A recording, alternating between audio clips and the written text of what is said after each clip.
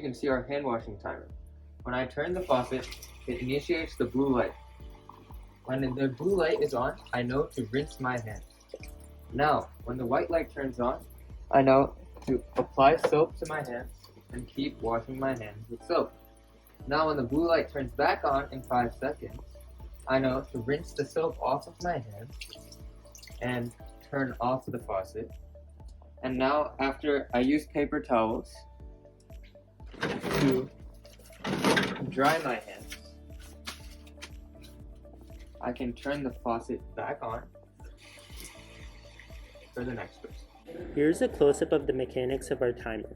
One end of the rubber band is attached to the tap while the other end is attached to the spring.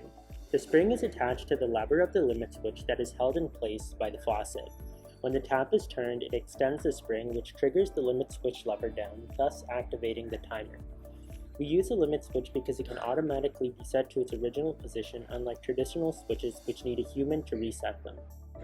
Here is a close-up of the electronics of our timer. A 9-volt battery powers an Arduino that is connected to the limit switch. The limit switch has 2 cables that dictate the open and close function, as well as a ground cable that is attached to the Arduino. The circuit also contains 2 LEDs and its associated resistors, which are attached to a breadboard.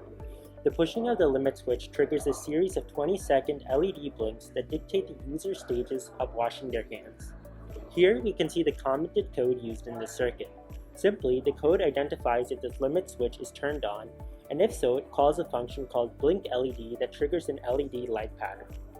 Our final prototype fits in a box 8 by 5 centimeters, a footprint small enough to fit on most sinks. It is wrapped in a waterproof tape to prevent any water splashed around that may leak into the circuit.